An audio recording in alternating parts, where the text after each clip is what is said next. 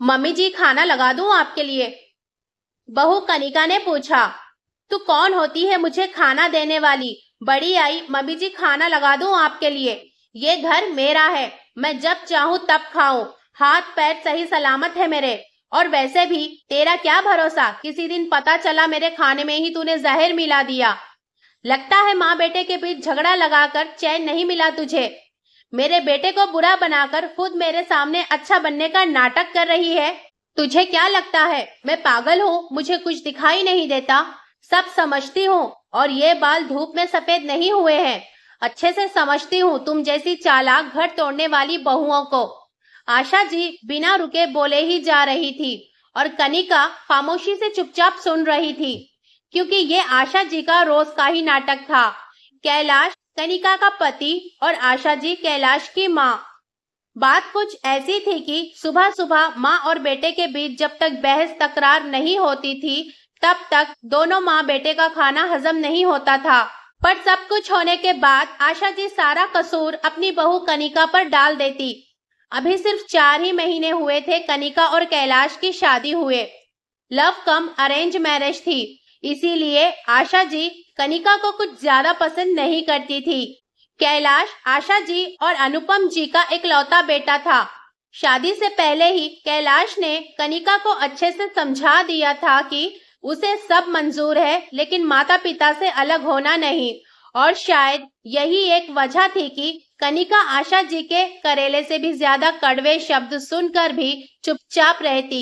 कनिका के माँ बाप नहीं थे, वो अपने मामा मामी के घर ही पली बढ़ी थी। और कनिका का हमेशा से ही यह सपना था कि शादी के बाद उसे सास ससुर के रूप में माँ बाप का प्यार मिले, जिस प्यार के लिए वो तरस रही थी। वैसे कनिका के ससुर तो पिता से भी बढ़कर थे, लेकिन शायद माँ का प्यार दुलार उसके हाथों की लकीरों में ही नहीं था।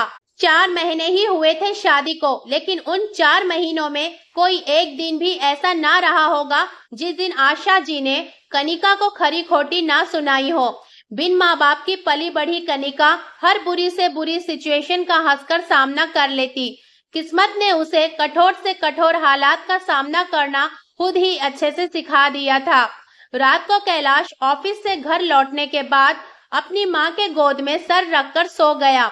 आशा जी ने ऐसी तीखी नजरों से कनिका की तरफ देखा, मानो वो ये कह रही हो, तू चाहे जितनी भी कोशिश कर ले, लेकिन मेरे बेटे को मुझसे दूर नहीं कर सकती कभी भी।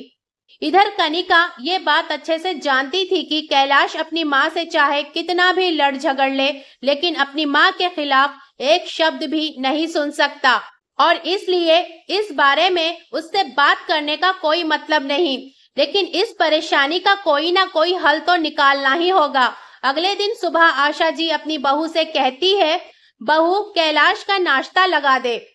कनिका जल्दी से नाश्ता ले आई। नाश्ते की प्लेट को देखकर आशा जी कहती है, अरे ये क्या बहू, नाश्ता गरम तो कर लेती। ठंडा कैसे खाएगा मेरा बेटा? मेरे बेटे को तो ठंडा नाश्ता बिल्कुल भी नहीं पसंद। तभी कैलाश कहता है, अरे नहीं नहीं चलेगा माँ। हाँ भाई अब तो चलेगा ही ना, वरना मेरे सामने तो 1000 नखरे करता था शादी से पहले। ये नहीं खाऊंगा, वो नहीं खाऊंगा, ठंडा नहीं खाऊंगा। लेकिन अब बीवी के सामने एक नहीं चल रही। इस पर कैलाश कहता है, मम्मी आप बेकार में ही बात का पतंगड़ बना रही हो। और फिर यहाँ से रोज की तरह ही शुरू हुई आशा जी और कैलाश की लड़ाई। और फिर उस दिन तो बात बहुत बिगड़ गई। पूरे 2.5 घंटे माँ बेटा बहस करते रहे। माँ कुछ कहती तो बेटा कुछ कहता। फिर उस दिन कैलाश बिना नाश्ता किए ही ऑफिस चला गया। कैलाश के ऑफिस जाने के बाद कनिका ने अपने नाश्ते की प्लेट लगाई और नाश्ता करने बैठी। उसने पहला निवाला उठाया ही था कि आशा जी शुरू हो गई।